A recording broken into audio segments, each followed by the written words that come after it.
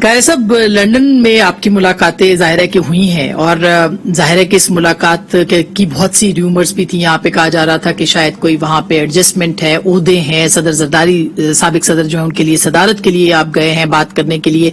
کیوں گئے تھے آپ؟ اچھا، ہم بڑے حیران ہیں ویسے تو اس بات کے اوپر. وہاں پہ میں نے بھی، میری باقی کولیگز نے بھی، اور اسحاق ڈار صاحب نے خاص طور پہ حلف اٹھا کے کہنا پڑ گیا کہ بھائی یہ جو سارا تبصرہ اس وقت وہ بات سارے فسانے میں جس کا ذکر نہ تھا وہ یہاں چرچے ہو رہے ہیں اس کے، کہ جی ہم کو سیٹیں لینے گئے ہیں، ہم کوئی سیٹ ایڈجسٹمنٹ فارمولا لے کے گئے ہیں، ہم کوئی پریزیڈنٹ کے لیے سپورٹ لینے گئے.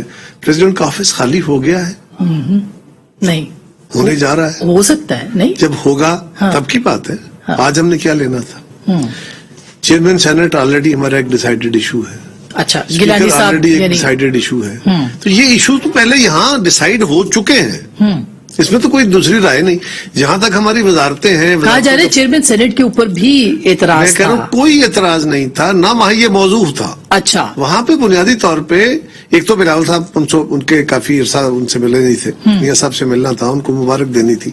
اور پھر دو جماعتوں کے لیڈر ہیں، وہ اپنی جماعت کے سربراہ ہیں، رہنما ہیں، رہبر ہیں. بلاول صاحب چیئرمین ہے پیپلز پارٹی کے، ان کا ملنا بہت ضروری تھا. اور میرا خیال ہے کہ نہ صرف ان دونوں کا ملنا بہت ضروری تھا، اب جو اتحاد کی قیادت ہے اس کا بھی ملتے رہنا، آف اینڈ آن ملتے رہنا، یہ بہت ضروری ہے اعتماد سازی کی. لیکن بلاول صاحب چونکہ اوتھ نہیں لے کے گئے تھے قاہرہ صاحب، میں اس پہ بتا اس کی وجہ سے بھی ریومرز آئی. اور پھر ان کے جو ترجمان ہے ذوالفقار علی بدر، ان کا بھی ایک سٹیٹمنٹ آیا کہ یہ جو ملاقات ہے یہ ان کے حلف اور باقی معاملات کے لیے بہت اہم ہوگی. اسی دن آیا جس دن ان کی پہلی ملاقات تھی. دیکھیں، گزارش یہ ہے کہ اس ملاقات کے اندر میں نے کہا نا، اس کا کوئی تبصرہ، کوئی ذکر نہیں تھا.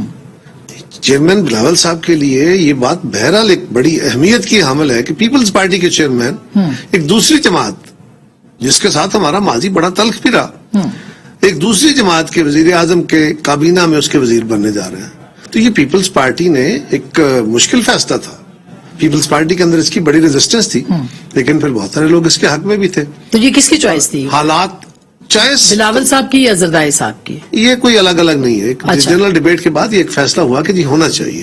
کیونکہ اور اس کی وجہ کیا ہے؟ یہ گورنمنٹ، عمران خان کی گورنمنٹ ہٹا کے اس گورنمنٹ کو لانے والے ہم ہیں. اور آج ایک اگر برڈن شیئرنگ آئی ہے، مشکل فیصلے کرنے کا وقت ہے. اگر کوئی بوجھ آتا ہے تو بوجھ بھی برداشت کرنا ہے. دوسرا جو بنیادی ایشو تھا نا جو وہاں جانے کا، وہ تھا کہ اس وقت پاکستان بہت خوفناک چیلنجز کا سامنا کر رہا ہے. اس وقت زیادہ فوکس لوگوں کا معاشی بحران پہ ہے. یقیناً معاشی بحران آج سے تعلق رکھتا ہے. آج میرے پیٹ میں، میرے بچوں کے پیٹ میں کھانا نہیں ہے، لہذا مجھے آج اس کی زیادہ شدت سے تکلیف محسوس ہو رہی ہے.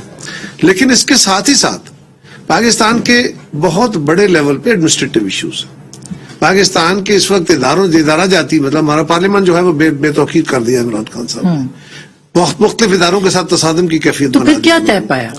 تو جو چارٹر آف ڈیموکریسی تھا، وہ جو جذبہ تھا، وہ جو روح تھی، آج اسی طرح کے چیلنجز اس سے کئی گنا بڑھ کے ہیں.